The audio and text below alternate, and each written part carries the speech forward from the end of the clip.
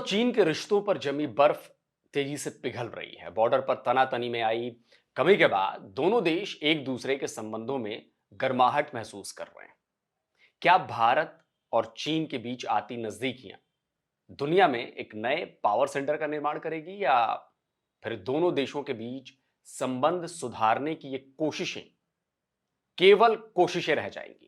भारत और चीन के रिश्तों की दरार फिलहाल भरने लगी है और ये खबरें उसकी गवाही दे रही हैं। खबरें बता रही हैं कि भारत और चीन के बीच की तल्खियां फिलहाल के लिए कम हो रही हैं। खबरें बता रही हैं कि दोनों देश एक दूसरे के फायदे के लिए गिले शिकवे छोड़कर फिलहाल आगे बढ़ रहे हैं। जब देश में 76वें गणतंत्र दिवस का जश्न मनाया जा रहा था, तब हमारे विदेश सचिव विक्रम मिस्री चीन की राजधानी बीजिंग में जियोपॉलिटिक्स के नए समीकरण बना रहे थे। विदेश सचिव 2 दिन के विजिट पर 26 और 27 जनवरी को चीन में थे। यहां उन्होंने चीन के विदेश मंत्री वांग ली से मुलाकात की। और इन 2 दिनों में हुई बैठकों का नतीजा जानते हैं? इन मुलाकातों का असर यह हुआ कि गलवान में हुई झड़प के घाव पर मरहम लग गया। पिछले कुछ महीनों से भारत और चीन ने संबंधों को सुधारने के लिए पहल शुरू कर दी थी। इसकी शुरुआत पिछले साल कजान से हुई थी। कजान में न केवल पीएम मोदी और चीन के प्रेसिडेंट शी जिनपिंग की मुलाकात हुई थी, बल्कि दोनों देशों के डेलीगेशन ने भी लंबी चौड़ी चर्चा की थी। इस मुलाकात ने ही आगे का रास्ता साफ कर दिया था।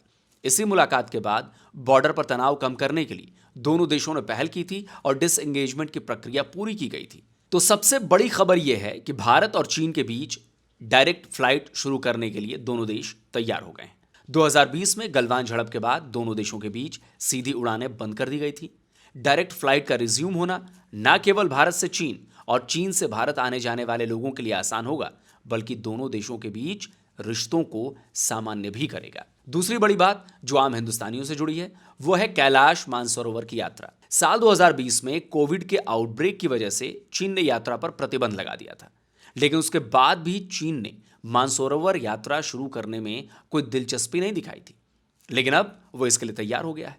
विक्रम मिस्री के इस दौरे में कैलाश मानसरोवर यात्रा को लेकर भी बातें हुई हैं। चीन यात्रा को फिर से शुरू करने के लिए मान गया है।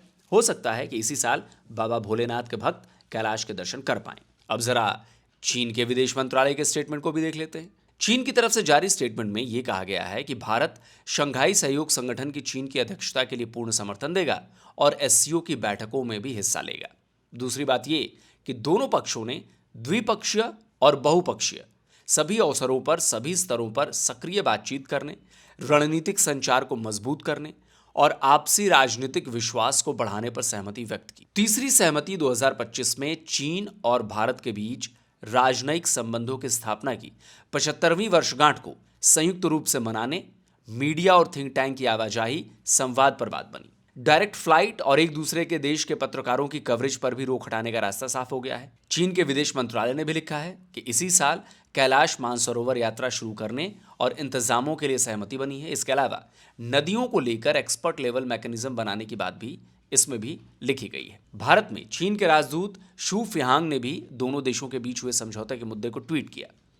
विक्रम मिस्री से मुलाकात के बाद चाइनीज फॉरेन मिनिस्टर ने कहा कि दोनों देशों को आपसी संबंधों को बेहतर बनाने के लिए और कदम उठाने की जरूरत है। तो जल्दी ही भारत और चीन के बीच डायरेक्ट फ्लाइट शुरू हो जाएंगी, कैलाश मानसरोवर यात्रा भी शुरू हो जाएगी, लेकिन क्या इससे दोनों देशों के रिश्ते पूरी तरह से नॉर्मल हो जाएंगे? ये बहुत बड़ा सवाल है।